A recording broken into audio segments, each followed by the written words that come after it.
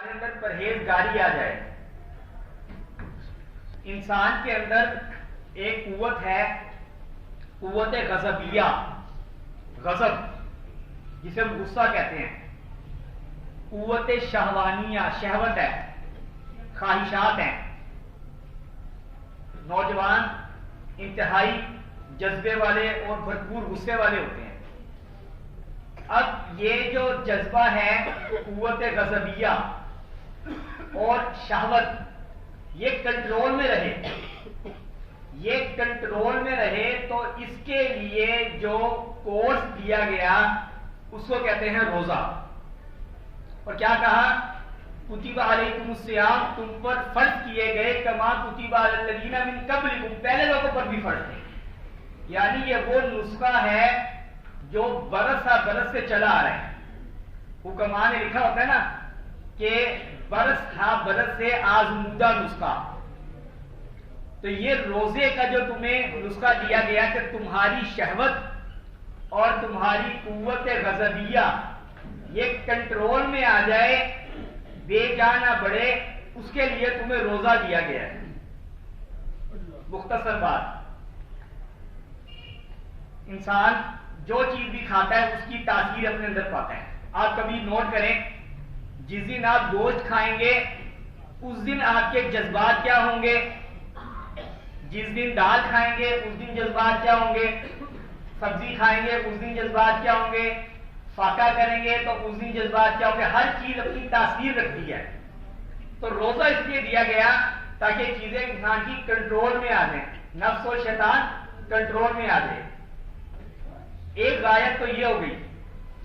دوسری رعایت الصوم لی وانا اجزی بہ، روزہ میرے لیے ہے. اللہ رب العزت کا فرمان ہے روزہ میرے لیے ہے اور اس کی جزا میں ہی دوں گا. انسان بہت سارے عمل کرتا ہے، نماز پڑھتا ہے، حج کرتا ہے، زکات دیتا ہے، کوئی بھی نیکی کرتا ہے، کسی غریب کی مدد کرتا ہے، تو اسے لوگ دیکھ رہے ہوتے ہیں، دیکھ رہے ہوتے ہیں نا. مگر روزہ ایک ایسا عمل ہے یا اللہ کو پتا ہے یا بندے کو پتا ہے. تو فرمایا کہ میرے لیے میں ہی بدلہ دوں گا. ایک اور توجہ کہ انسان زندگی کی ساری رنگینیاں جو ہے نا یہ صحت کے ساتھ ہی ہیں. ساری رنگینیاں صحت کے ساتھ ہے، اور صحت ہے کھانے کے ساتھ. انسان کی سب سے بنیادی ضرورت جو ہے وہ کھانا ہے. کچھ نہ بھی ملے نا انسان کو، دنیا کی ساری نعمتیں چھین لو اور صرف کھانا اسے دیتے رہو، یعنی صحت رہے، تو سمجھیں اس کی زندگی کی رونقیں برقرار ہیں. اب اللہ کے حکم کی وجہ سے انسان نے جو اس کی سب سے بنیادی ضرورت تھی، سب سے بڑی خواہش تھی کھانا پینا، وہ بھی چھوڑ دیا. اس کے بعد تھا سونا. نیند آتی ہے، تھکتا ہے، نیند آتی ہے، رمضان میں وہ بھی کم کر دیا. اور تیسری خواہش ہے جماع کی، روزے میں وہ بھی چھوڑ دیا. جو سب سے بنیادی ضروریات تھی جماع کی، وہ بھی روزے میں نہیں کر سکتے. نیند رمضان میں آٹومیٹکلی طور پہ کم ہو گئی، اور کھانا پینا اللہ کی رضا کے لیے وہ بھی چھوڑ دیا. تو اللہ نے فرمایا کہ اب یہ تو خالص بندہ میرے لیے ہو گیا اور میں اب خود ہی اس کو اس کا بدلہ دوں گا. جیسے بادشاہ کہہ دے کہ بھائی اس کو فلاں چیز دے دو، فلاں دے دو، فلاں دے دو، اور یہ جو میرا خاص آدمی ہے نا اس کے ساتھ تو میں خود ہی معاملہ کر لوں گا. یعنی یہ میرا بڑا خاص آدمی ہے، باقیوں کو تو ان کے جو جو خدمات ملتے ہیں معاوضہ دے دو، اس کو میں خود ہی دوں گا. تو اس کے لیے یہی بہت بڑا اعزاز ہے. روزے داروں کے لیے یہی بہت بڑا اعزاز ہے کہ کہہ دیا بھائی فلاں نیکی کی فلاں ملے گا، فلاں نیکی کی فلاں فلاں فلاں ملے گا. مگر یہ جو روزے دار ہے نا، یہ جو روزہ رکھنے والے ہیں، ان کے ساتھ تو میں خاص معاملہ کروں گا. اسی لیے فرمایا اللہ کے نبی نے علیہ الصلوۃ والسلام نے کہ جنت میں ایک دروازہ ہے ریان، جو خاص روزے داروں کے لیے ہی ہے. تو ایک تو روزے کے یہ کچھ مقاصد ہیں. دوسرا آ گیا رمضان. اچھا، روزے پہلی ساری امتوں پر فرض رہے ہیں. ساری امتوں کو کہا گیا ہے کہ روزے رکھو تاکہ تم اپنے آپ کو کنٹرول میں رکھ سکو، گناہوں کی طرف نہ بڑھو. مگر ہماری امت کی خصوصیت یہ ہے کہ ہمیں روزے رمضان میں ملے ہیں. اس مہینے میں ہمیں روزے ملے ہیں کہ جو نزول قرآن کا مہینہ ہے. میں نے پچھلے جمعے بھی عرض کیا تھا کہ رمضان کی خصوصیت یہ ہے کہ شیاطین قید ہو جاتے ہیں. اس کی تجلیات اتنی ہیں، نزول قرآن کی تجلیات اتنی ہیں، انوارات اتنے ہیں کہ شیاطین قید ہو جاتے ہیں، جنت کے دروازے کھل جاتے ہیں، دوزخ کے دروازے بند ہو جاتے ہیں. اب یہ آپ کے اوپر ہے کہ کیا کیا لینا چاہتے ہیں، کیا کیا لینا چاہتے ہیں. تو اللہ نے قرآن میں جہاں روزوں کا ذکر کیا ہے، رمضان کا ذکر کیا ہے، جہاں یہ آیت ختم ہوتی ہے وہاں ایک اور آیت شروع ہوتی ہے. روزوں اور رمضان کی آیت کے ساتھ ایک اور آیت شروع ہوتی ہے. کیا؟ وَإِذَا سَأَلَكَ عِبَادِي عَنِّي. اب یہ بندے آپ سے میرے بارے میں پوچھیں گے، اے نبی جی ان کو کہیں کہ روزے رکھیں، رمضان کا مہینہ آ گیا اس میں روزے رکھیں، نزول قرآن ہے اس میں روزے رکھیں، تو میں خاص ان کو بدلہ عطا کروں گا. تو اب یہ میرے بارے میں بھی پوچھیں گے تو کہہ دیں کہ وَإِذَا سَأَلَكَ عِبَادِي عَنِّي فَإِنِّي قریب، میں تو قریب ہی ہوں، میں تو قریب ہی ہوں، جب یہ مجھے پکارتے ہیں میں سنتا ہوں. کتنا بڑا، وہ کتنا مہربان ہے، وہ رب کتنا مہربان ہے. ایک بادشاہ کہہ دے اپنی رعایا کو کہ بھائی مجھ سے اگر ملنا ہے نا تو تم نہیں مل سکتے، براہ راست نہیں مل سکتے، میرے وزراء سے بات کرو، یا ملنا ہے نا اگر تو فلاں وقت جب میں اپنی محل میں بیٹھتا ہوں اس وقت ملو، کسی سفارش کے ذریعے آؤ. مگر وہ ذات کتنی مہربان ہے، وہ کیا کہتی ہے، جب میرے بارے میں پوچھا جائے، جب میرے بارے میں پوچھا جائے کہ اللہ تعالیٰ کہاں ملیں گے، کیسے ملاقات ہو سکتی ہے، یا کوئی سفارش ہے، کیا کسی وزیر کے ذریعے ملنا پڑے گا؟ نہیں. فَإِنِّي قریب، ان کو کہتے ہیں میں قریب ہی ہوں، میں قریب ہی ہوں. قریب بھی کتنا؟ اقرب الیہ من حبل الورید، جس طرح یہ شہرت آپ کی قریب ہے اس سے بھی زیادہ میں تمہارے قریب ہوں. اب یہ آپ کے اوپر ہے کہ آپ کو کیا چاہیے. تو رمضان کا مہینہ تو اللہ نے دے دیا، وہ ہر رات جہنم سے قیدی آزاد کیے جاتے ہیں. حدیث میں آتا ہے کہ جب رمضان کا مہینہ آتا تھا تو اللہ کے نبی بھی قیدیوں کو رہا کرتے تھے. مختلف قیدی ہوتے ہیں نا، تو اللہ کے نبی بھی رمضان میں قیدیوں کو رہا کرتے تھے. اب آ جائیں سحری اور افطاری کی طرف. ایک رمضان کا خاص عمل ہے سحری اور ایک ہے افطاری. ثم اتموا الصیام الی اللیل، روزے کو پورا کرو رات تک، حتی یتبین، یہاں تک کہ، اور شروع کب کرو، جب سفید دھاگا سیاہ دھاگے سے الگ ہو جائے، یعنی صبح شادی کی ابتدا ہو، وہاں سے شروع کرو. اتموا الصیام الی اللیل، رات تک روزہ پورا کرو، یعنی جب صبح کی سفیدی ظاہر ہوئی روزہ شروع، جیسے ہی رات ہوئی روزہ ختم. یہ تو روزے کا دورانیہ تھا. اب اللہ کے نبی نے یہاں ایک اور بات فرمائی، فرمایا اللہ کو وہ شخص بہت پسند ہے کہ جو افطاری کرنے میں جلدی کرتا ہے. جلدی سے مراد کہ جیسے ہی ٹائم شروع ہو جائے وہ جلدی کرے. کیوں؟ وہ یہ بات بتانا چاہ رہا ہے کہ میں جو رکا تھا کوئی میری اپنی ذاتی غرض نہیں تھی، مجھے تو اپنے رب کا حکم تھا رک جاؤ. اب اس نے کہ کھاؤ تو میں اس کی تعمیر میں فوراً کھا لوں. اللہ کے نبی نے فرمایا وہ شخص مجھے پسند ہے، اللہ کو وہ شخص پسند ہے جو افطار میں جلدی کرے. کیونکہ یہودی جو تھے، جو شرارتی قوم تھی، ان کو روزہ فرض ہوا تو یہ کیا کرتے تھے، رات کو سونے سے پہلے کھا لیتے تھے. کھانا تو ہوتا ہی ہے نا، کھانا کھایا سو گئے، اسے کہتے تھے سحری. اور پھر جب افطاری کا ٹائم شروع ہوتا تھا تو کہتے تھے یار بس ٹھیک ہے کھا لیں گے، کوئی اہتمام نہیں کرتے تھے. بھائی استاد کہہ دے کان پکڑ لو، کہہ دے وہ فوراً کان پکڑ لیتا ہے. 1 घंटे बाद थोड़ी देर वो उस्ताद कहेगा कान छोड़ दो, वो फौरन छोड़ देता है। हुक्म की तामीर की ना, अब उसने कान पकड़े हुए हैं, अब उस्ताद कह रहा है कान छोड़ो, कह रहा मैं नहीं छोड़ता, तो ये उससे बड़ी बेअदबी हो गई उस्ताद की।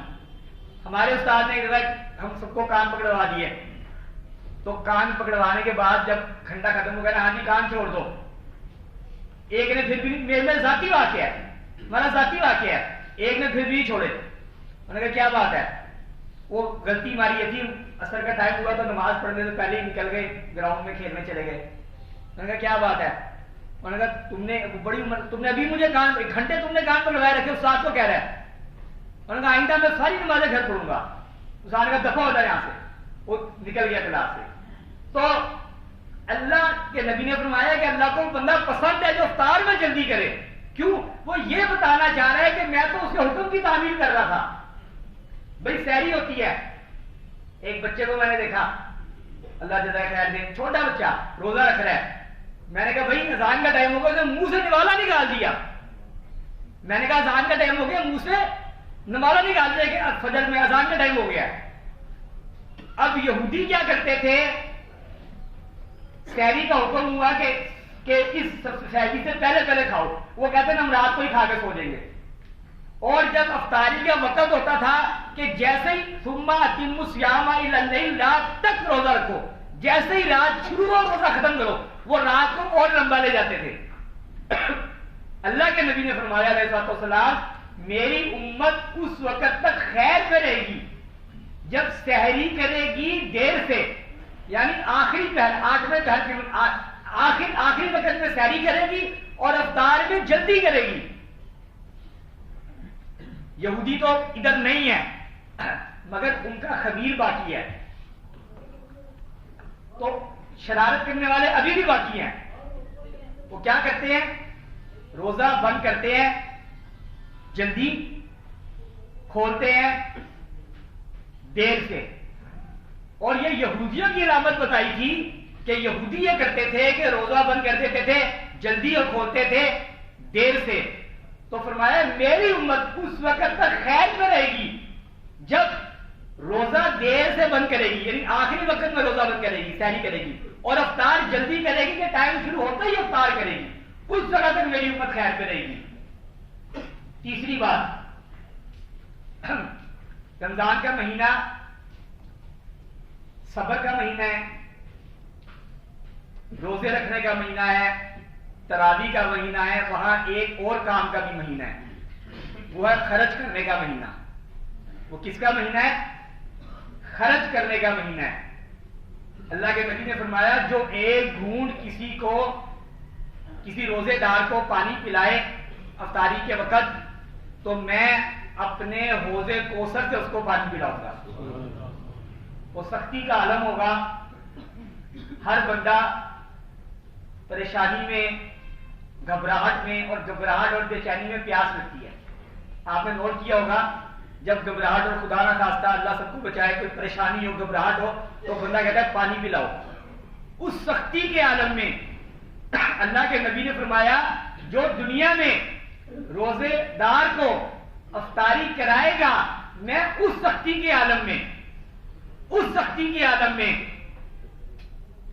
जो रोजेदार को अफ्तारी कराएगा, मैं उसे अपने होश से पानी पिलाऊंगा। तो ये तीसरा महीना है। और आमतौर पे हमारे रिवाज ये है कि ज़कात निकाली जाती है रमजान में। आमतौर पे, हालांकि ज़कात तो जब साल पूरा हो जाए फर्ज हो जाती है, मगर लोग निकालते रमजान में है कि एक नेकी का अजर 70 गुना तक बढ़ जाता है। एक कुरान की आयत पढ़ूंगा, एक हदीस मुबारका पढ़ूंगा।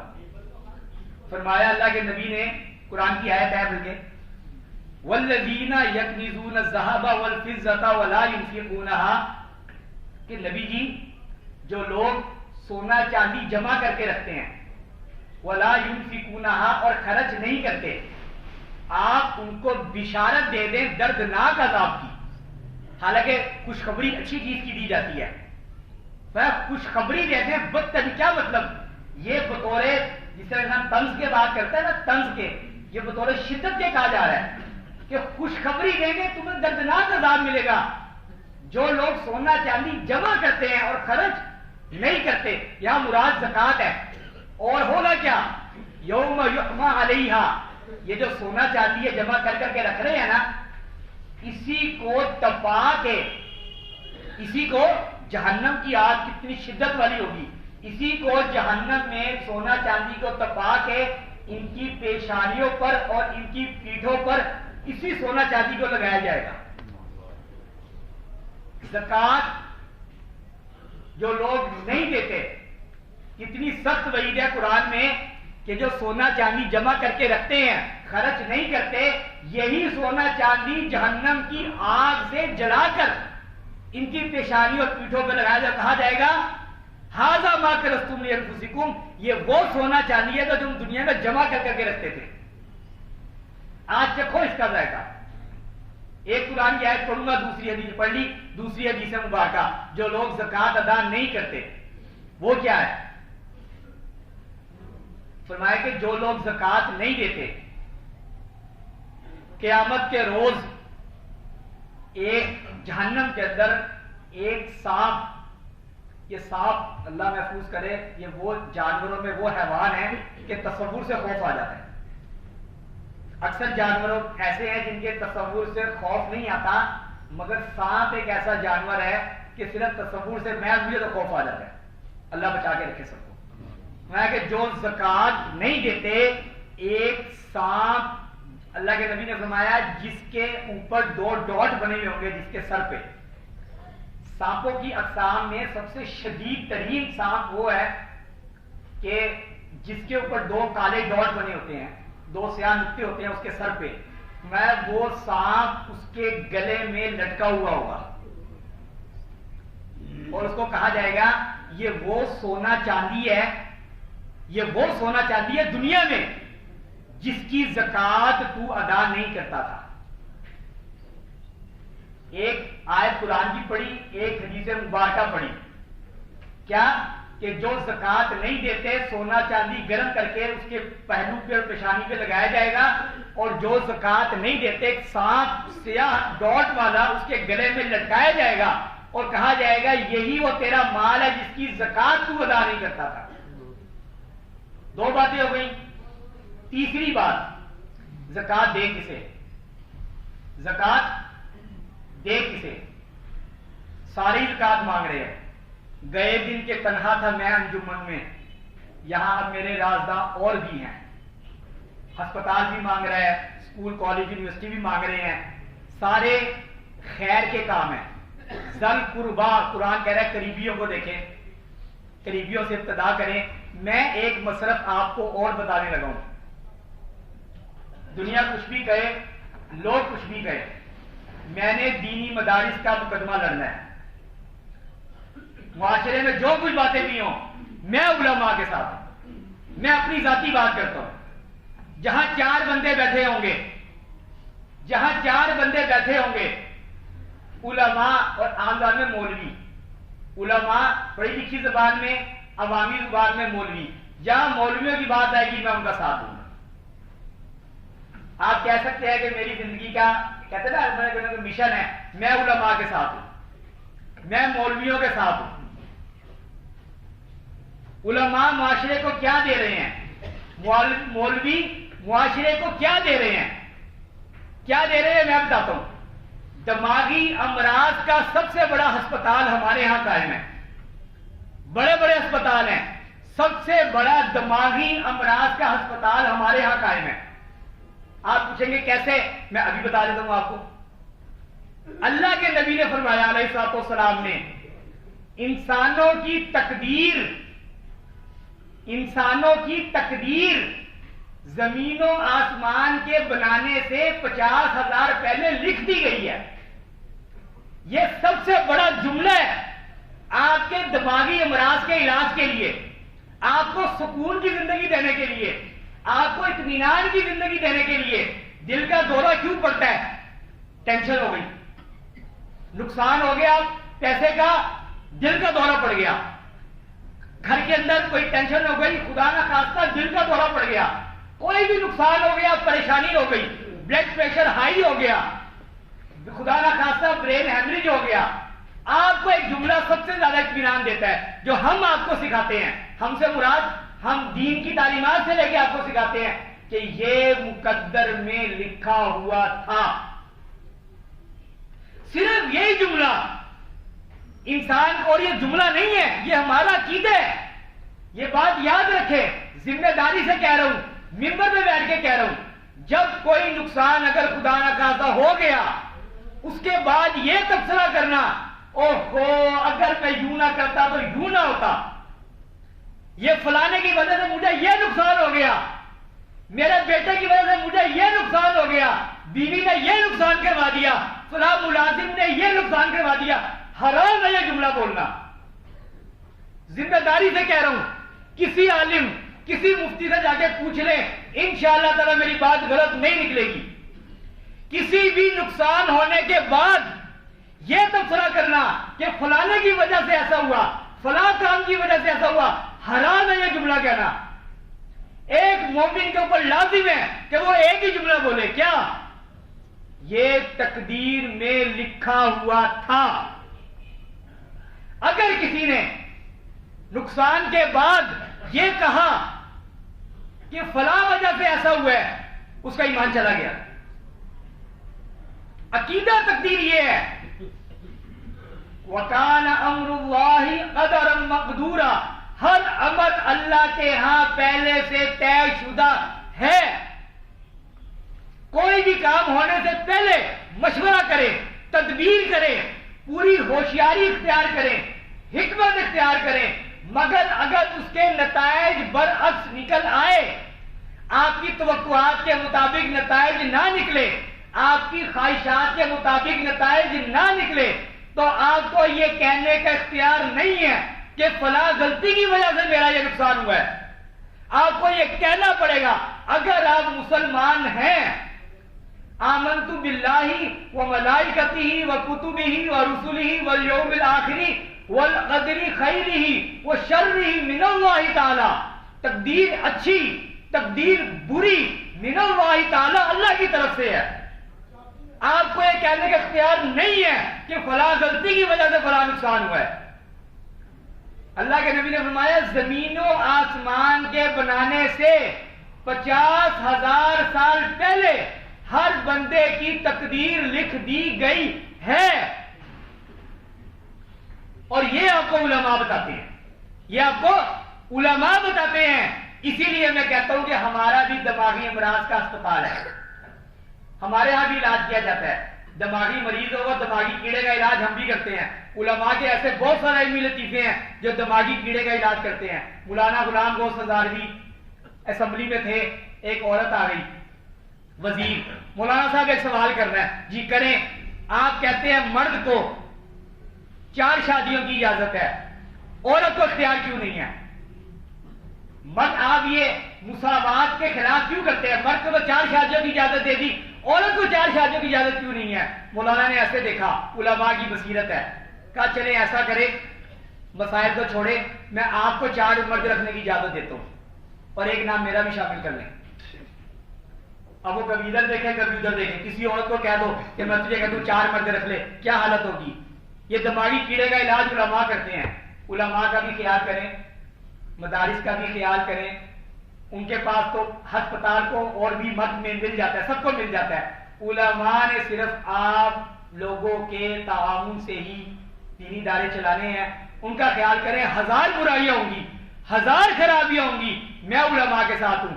یوم ندعو، قرآن نے کہا ہے روز محشر یوم ندعو، ہر بندے کو بلائیں گے کہ اپنے اپنے امام کے ساتھ آ جاؤ، اپنے اپنے امام کے ساتھ آ جاؤ.